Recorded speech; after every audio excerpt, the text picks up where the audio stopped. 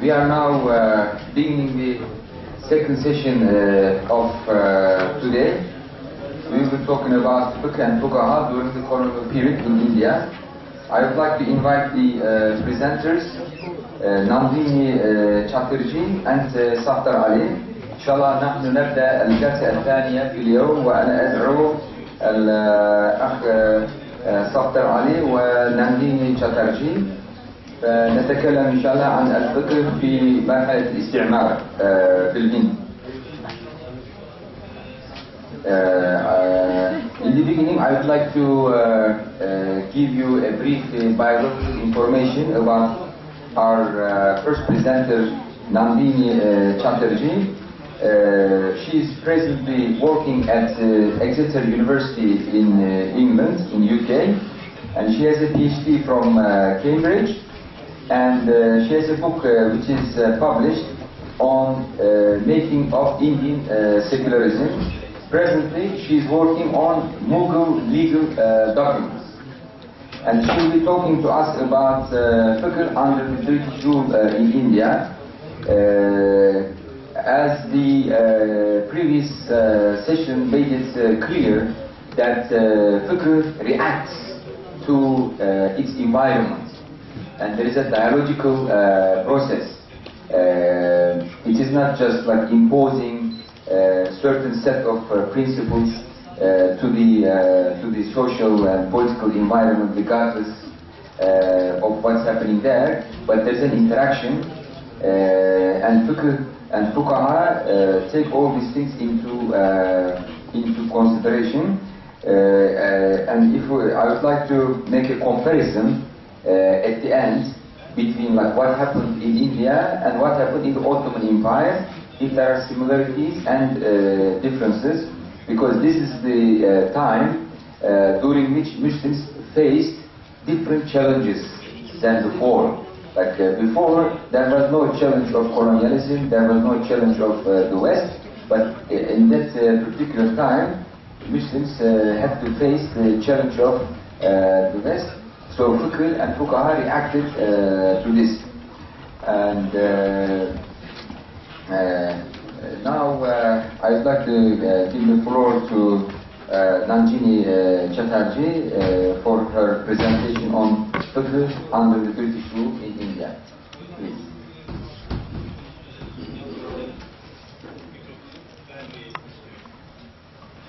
I would like to begin by thanking the conference organizers, the students, and every single participant. I am an outsider to this gathering in more ways than one. But I've been constantly humbled since I've been here by the kindness that you have shown to me by accommodating me here. And I thank the spirit in you that enables you to do so graciously. Unlike most of you, I have no background, in fact, in Islamic studies. I'm a historian. I do not know much Arabic, as we have found out, and the sources I use for my study are in English and Persian mainly, with some Urdu and other Indian regional languages. I study law as it applied in state courts, both in colonial India and also under the Mughals more recently. And I look at records of adjudication. So I dare to think that we may be actually looking at the same problem from opposite ends of the spectrum. Today, my question is very simple, really. The question is, what happened to fiqh under British rule? Most scholars would say that as far as state law is concerned, fiqh was largely ejected from the system. Only a small part remained applicable in Indian colonial courts. That part which related to matters of personal status, such as, therefore, about marriage, divorce, inheritance, the custody of children, and, as it happens, religious endowments. That too, it applied only to Muslims, henceforth, and on top of that, what was applied came to be known not as fiqh, or not even as Sharia, but Muhammadan law, or even Anglo-Muhammadan law, and that's not just a name change, because actually there was a qualitative change in the law that applied in the colonial codes. In terms of the sources that could be cited, only a very small number of translated texts were deemed as permissible citations in the British colonial courts, and I'll tell you which those are. Precedents became binding in line with the English common law system. So in nature, what was being applied was not just constricted, but it was also transformed, and that's why Anglo-Mohammedan law is something quite different, in fact, from fiqh. However, this paper tries to tell a different story. It tries to point out that a richer use of fiqh in fact continued within the 18th and 19th century colonial courts, and later on there were some really interesting efforts by some key individuals to revive a connection with the classical heritage of fiqh. Now, in order to actually, and also the other point that I'd like to make is that that kind of connection was made possible, very interestingly, by a very active market in the printing and publication of fiqh texts. And this is something that can be very easily evident, in fact. But in order to kind of explain what the state legal system really means in colonial India, I think I need to give you a very short potted history. So as many of you know, and apologies for you, for those of you for whom it's redundant, the English East India Company was trading in Mughal India from the 17th century onwards, but acquired real political power only in the second half of the 18th century. By that time, by the way, there were powerful regional kingdoms all over India. The Mughals had become powerless by that time, that is the late 18th century. These rulers, these regional rulers, only professed formal allegiance to the Mughal emperor, if they did even that. Famously, of course, Tipu Sultan did not. Now in 1757, through a series of conspiracies, the company defeated and killed one such regional king, the Nawab of Bengal, where I come from, called Siraj-ud-Dawla. In 1765, this victory was formalized in a very important event, in which the powerless Mughal emperor granted the right to act as diwan or treasurer to the East India Company. Now slowly in this way, the company's political power edged inward, if you can think of the geography of India, towards Delhi from several directions.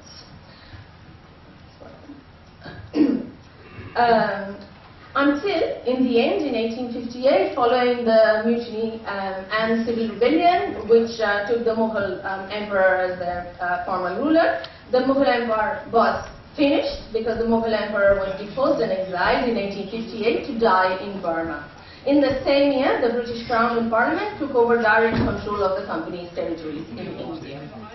And this map shows you the maximum extent of direct British rule in India. So the light grey parts are the parts that came to be directly ruled by the British. Note that even at the maximum extent, of course, 1/3 of the subcontinent, and that means the undivided subcontinent, continued to be under the princely states, which were indirectly controlled by the British.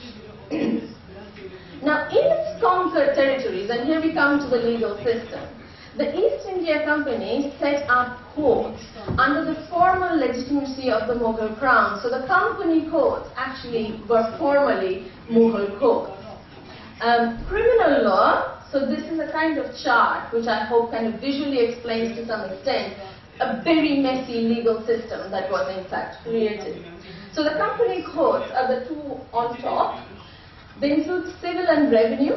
Now civil law, well let's come to civil law later because that's actually complicated. Criminal law in theory remains Islamic law. It is actually modified by a number of company regulations, but in theory it remains Islamic law until 1862.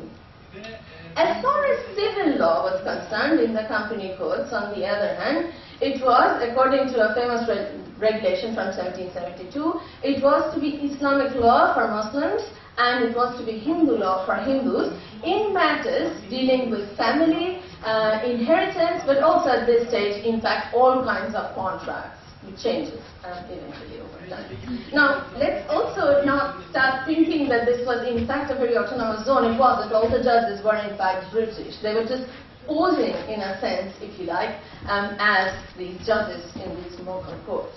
Now, in addition, and it is a very haphazard system, you also have English law codes. So these are separately created. These are the crown codes at the bottom of the chart, if you like, which are created by order of the British Parliament, and these just apply English law, with some preservation of some particular areas for Hindu law and Islamic law as well.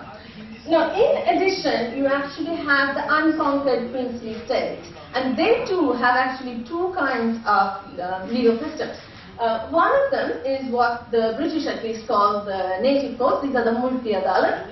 And you have the residence code. And then the resident is a kind of ambassador really, so he shouldn't have any kind of legal jurisdiction, but Ottomanists will recognize extraterritoriality, which is what the basis of the residence code really was.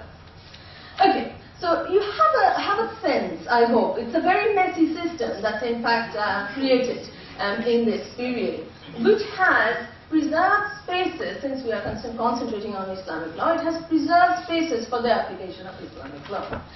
But what kind of Islamic law, or more specifically, what kind of fiqh was really applied in these codes?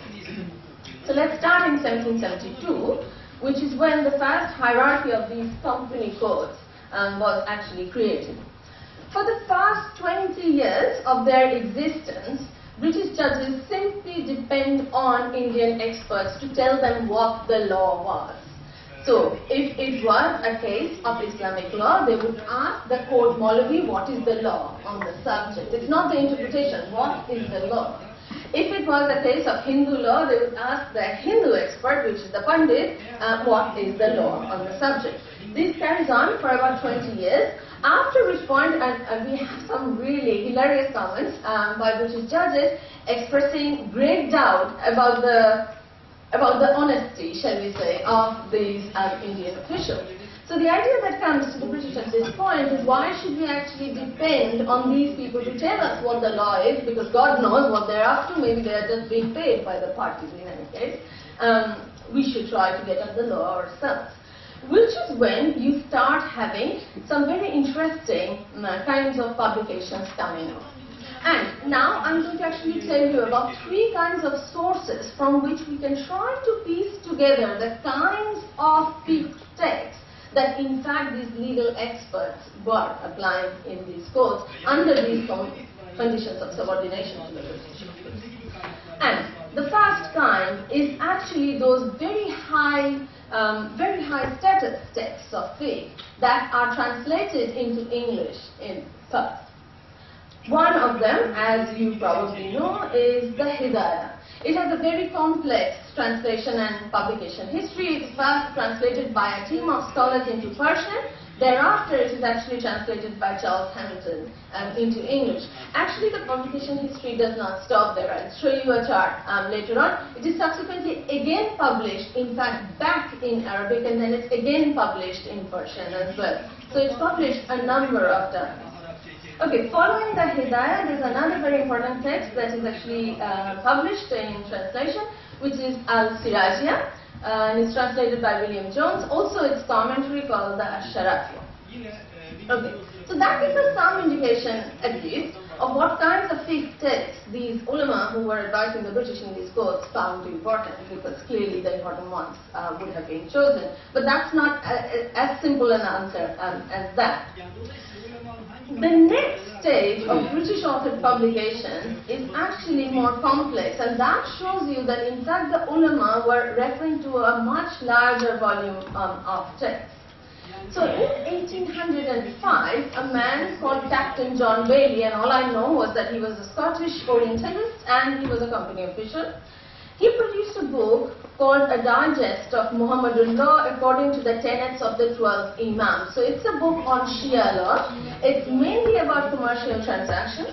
It's actually not the translation of one particular text, but it's a composite book. It's based on a manuscript which consists of compilations from a number of fiqh texts. The most important one among them is actually Al-Hilli's 14th century Tahrir al-Ahkam. Okay, the original manuscript is actually still kept in the Victoria Memorial Library in Calcutta. And that book that I mentioned is available, of course, in print. Next, a few years later, there are several such composite publications. Another one that's published is by Neil Bailey, and Neil Bailey publishes his book, and this is again a book that is composite. It's based on the Fatwa-e-Alamgiri, which he does not completely translate, by the way. He only translates the section on sex. Now, people often think that Neil Bailey's book is only a translation of the Fatwa-e-Alamgiri. It is not. It's actually a composite book, once again, and he translated the Fatwa-e-Alamgiri, but alongside he also translated these commentaries on the Al-Hidayah called the Inaya and the Kifaya, which he very clearly mentions when he's actually translating. A third kind of book is also produced in the mid-19th century by British Orientalists and officials, once again, and one of them is by William Hope Morley. He was a lawyer, but he was also an Orientalist. When he retired, he went back to England and became treasurer of an organization called the Oriental Translation Fund. Now these guys, he writes a book which sounds very boring. So his book is actually called an analytical digest of all the reported cases, blah, blah, blah. So what has that got to do with Islamic law? Actually, a huge section of that book is simply called Islamic law, and he writes a book on Islamic law before reporting the cases which are related to it in the company code. Now, with Morley, you actually have a huge list. I counted around 50, but I might be missing some. A huge list of fiqh texts which are actually available, very readily available to scholars in Calcutta around the time. Some of them are in manuscript, but most of them, in fact, are in print. Now, Morley actually uses a number of other texts as well. He actually starts reporting publications that are made in Istanbul. So one text that he uses a lot in order to classify these texts is called the Kashf al-Junun, which you may actually know of, and on the basis of which he actually classifies the books that he's citing. Another book that Morley mentions, and it's very interesting what Morley actually says about it. He says, well, the Ottomans are Hanafi, the Indians are Hanafi. Before this, in fact, Ottoman Hanafi texts have never been cited in India, but there is no reason why they shouldn't be, especially now that these are becoming available. So the book that Morley is very keen on is actually Ibrahim Halabi's Muntaka al-Book, which he discusses in detail. Okay, now there's a third kind of work that in fact British authors produce, and these are compilations. So there's a guy called William Hay McNaughton, and he produces this book which is called Principles and Precedents of Mohammedan Law. It's a very English law name. What he really does, he's a judge in a company court. He collects the fatwa that are actually issued by those law officials who are sitting next to him, and he classifies them according to subject. And he calls them precedents, which is of course wrong, but he tries to derive principles from them. Now for us, it's really useful to actually see what kinds of texts, what kinds of authorities these ulama are in fact citing when issuing these fatwa. Okay. So on the basis of that, there's something I've been trying to do, and this is not complete, but I've been trying to actually list the kinds of texts that ulama in India, at least in the early 19th century, are citing most often. And I told you the kinds of books I've been looking at in the English learning system. So the interesting thing that I found is that they do, for example, when it comes to hadith, so I basically just looked at the hadith and the fiqh text that they cite. They do cite, obviously, the very highly revered kind of hadith collections, but they seem to be also citing recent collections of hadith. And I have some lists for you over there. By the way, the Mishkat al-Masabi is also translated to English in the early 19th century by a certain Captain Matthews. As far as fiqh texts are concerned, and my list just got longer and longer and longer, and I learned about a lot of these texts as well in the proceedings of this conference. These texts, I've tried to organize them chronologically. So they do not very often, in fact, cite the very, very high status text, the Zahir al-Riwayah. What they do cite, in fact, most often they do cite the Hidayah, but they tend to cite the commentaries much, much more often. And I was trying to find out, do they actually prefer commentaries from certain parts of the world than others? And I cannot come to a conclusion. But it did seem to me that there's a lot of Central Asian commentary texts that they are using. The other thing that they do is collect cite lots and lots of fatwa collections. Fatwa collections are extremely popular with them. And when it comes to fatwa collections, I have absolutely no doubt, in fact, that the ulama in these courts prefer the fatwa collections which are produced either in Central Asia or in India. So these are the texts that they tend to cite in this period. Okay, so I've given you some idea about the kind of textual landscape in this period. I'd like to tell you something more actually about the period afterwards. A major change in fact takes place in the legal system of India after 1860. If you recall that very messy chart I showed you, after several decades and several law commissions, the British finally managed to create what is perhaps one of the most rational legal systems in the world. It's utterly hierarchical, and so it's organized from district courts to high courts to the Privy Council in London, which is like the final court of the British Empire. Now, actually, space for Islamic law still remains within this system, but only as it applies to the personal law of Muslims at all levels. Now, as far as legal education is concerned, no lawyer, no person, no student training as a lawyer to work in this system needs to study any fiqh text any longer. This is simply the curriculum around 1860. Now there is one book they do need to study in order to actually qualify as a barrister with specialism in Anglo-Mohammedan law, and I wonder if you can guess. It's the Principles and Precedents of Mohammedan Law by William Hay McNaughton, which we just mentioned earlier. In this context, we actually have a man, and I mentioned that there's not just continuity, but some people actually try to revive something, roll this process back, in fact. And that man is a man called Sayyid Amir Ali, whom a lot of you, well, some of you may actually have heard of. Now this man, he was born in Bengal around 1849 to a relatively, well, he wasn't well off, it was a middle class family. He actually got free classes in an English school attached to the Hooghly Imambara. Also, he was Shia, which is another eccentricity, if you like, of the history of Islam in India, that Shias took such a major role, in fact, in the shaping of Islamic law, in fact, in India. And these are the rooms that Amir Ali stayed in when he was at the Hooghly Imambara. Now, Amir Ali actually took his degree in the Bachelor of Law at Calcutta University. The curriculum, as you know, only required him to study William McNaughton's Principles and Precedents, not any fiqh text. Subsequently, he went to England to actually get, well, he enrolled at the Inner Temple, so he was studying to become a barrister at that period. At that time, he started associating, if you like, with a number of liberal British groups, including Unitarians, but also suffragists, abolitionists. At this time, he becomes, to his new friends, something like a kind of representative of Islam in the West. So although they support him, they also ask him really uncomfortable questions, which I'm sure a lot of you will recognize, such as, why is Islam so terrible to women? And why does Islam enslave people? So Amir Ali, he's about 21 years old at this point, takes it upon himself to defend Islam to the West. And at this point, he writes his first book, which is a critical teachings of, well, a critical examination of the life and teachings of Muhammad. Now, in this book, Amir Ali tries to show, basically, as a historian, not as a fiqh scholar, that given the context in which the Prophet of Islam actually made his rules, these were the most progressive compared to all the other nations and religions of the day. It's a very common reformist argument, by the way.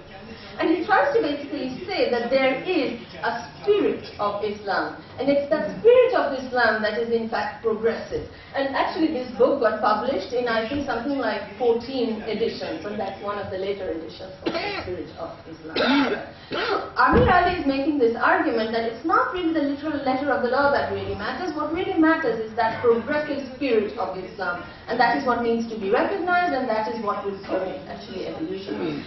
As far as fiqh is concerned, this book is an embarrassment. There is no fiqh in this book. He clearly doesn't know much, or he doesn't care.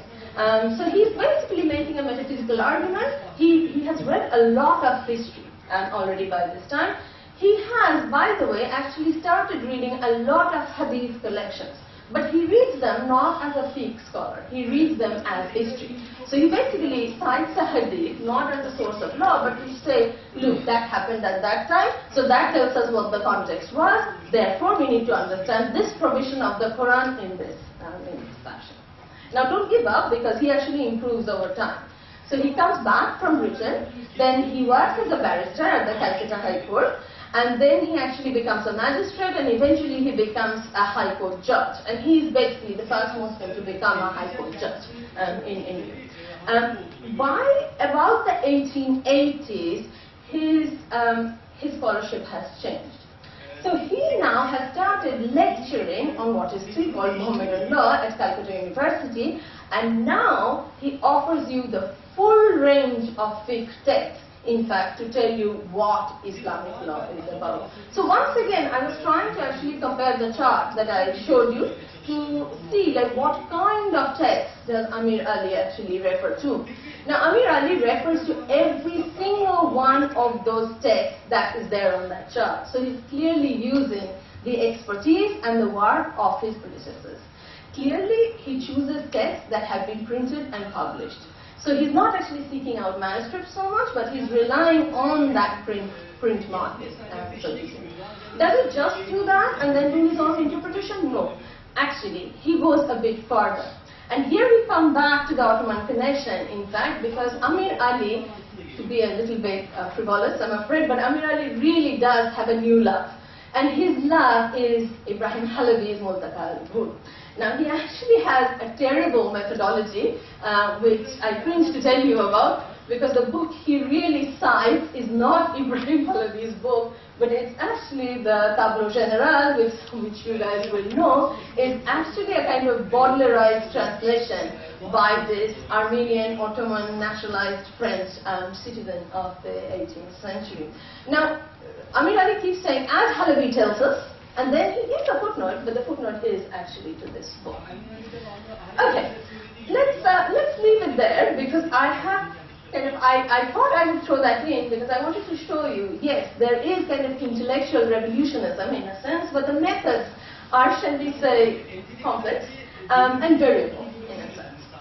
He's certainly a very knowledgeable man, and I thought I would try and look up his collection of books, in fact, which he donated to the British Library.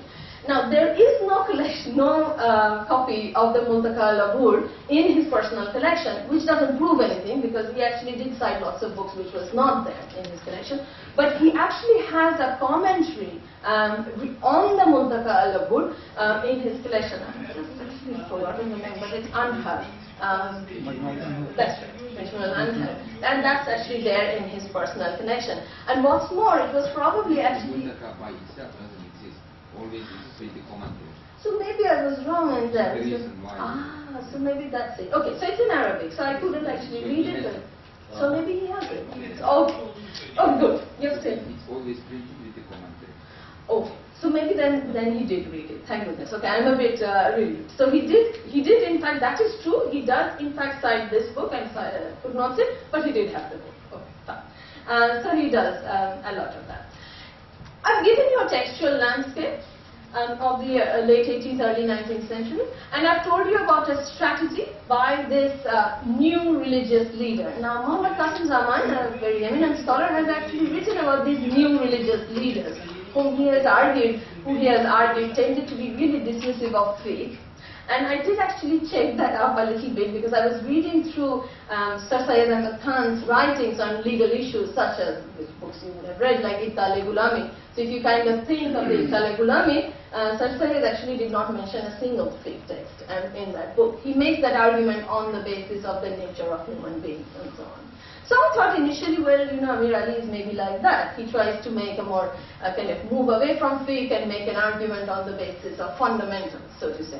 Then I was surprised to find that no, it's not the case. He actually does return to these fiqh texts through the medium of print and takes a new strategy.